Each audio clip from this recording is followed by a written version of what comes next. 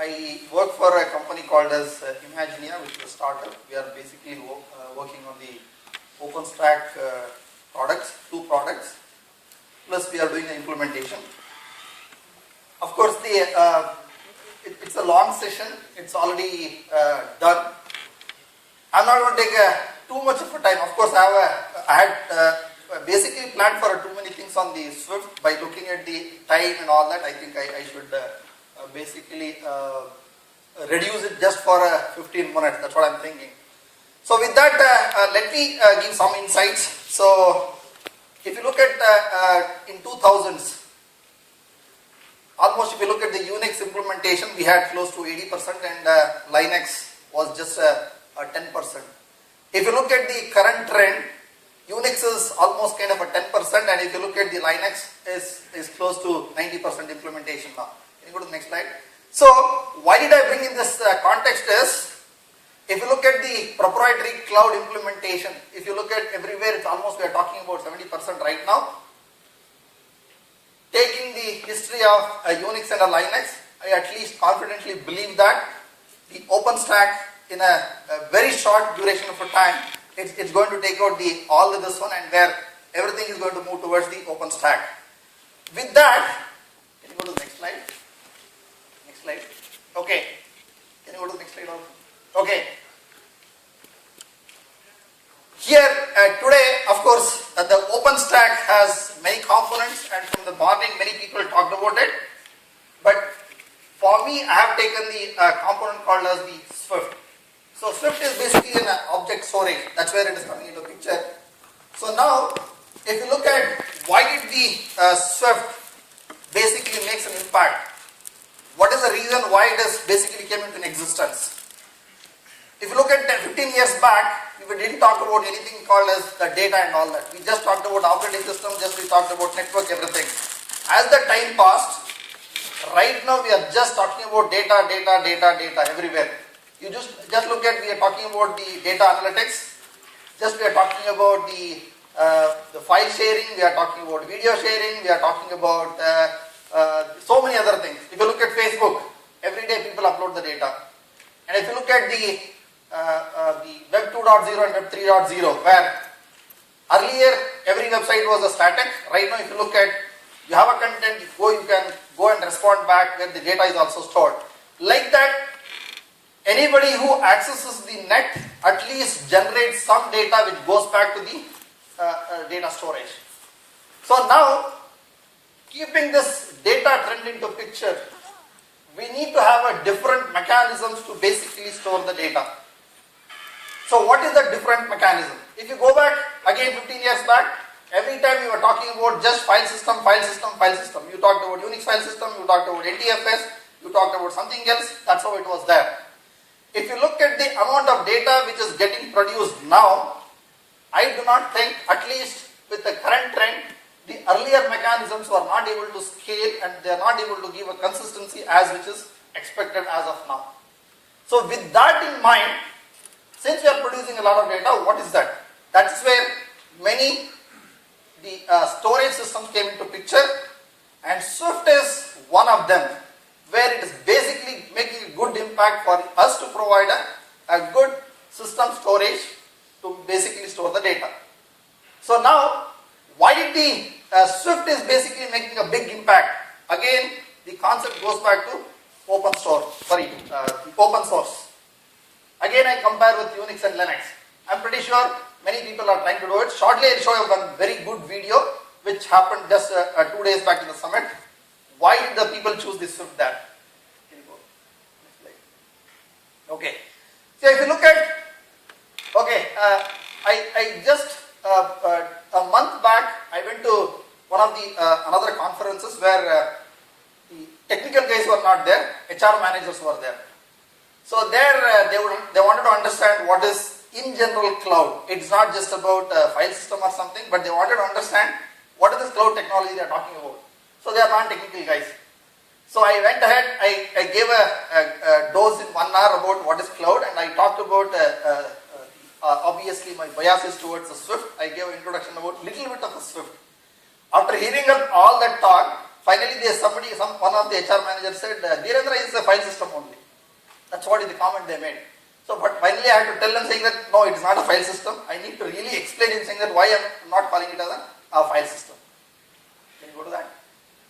So of course, as I said, OpenStack has multiple components. One of the things which I am basically talking about is Swift. Can you go to the next slide? So Swift is a de facto open source object storage with an OpenStack. And many people are basically embracing this. I have just a different website copy of that who are using this OpenStack. Can you go to one by one? This is the Internet. They are also using the OpenStack based storage system for offering. HP, they have the storage system based on the OpenStack. Can you go to the next one? And of course, this one is a soft layer. You must be aware of the soft layer is acquired by IBM, right now it's an IBM company. So even their storage is based on the OpenStack. Of course, Cloud Storage is another company which is basically based on the OpenStack. Can you go to the next one? Look at this one.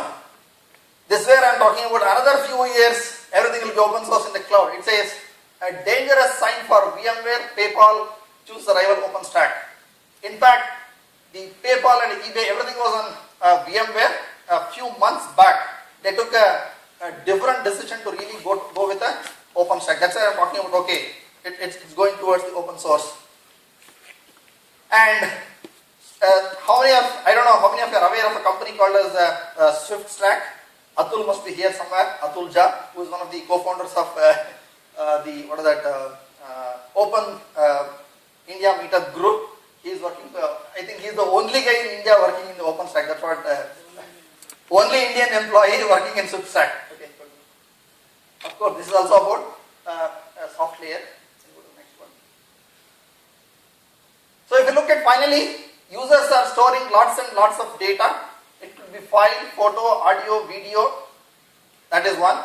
And second requirement is about anytime users would like to access the data. That's a fundamental requirement for any data. What is it we are trying to store? Can go back.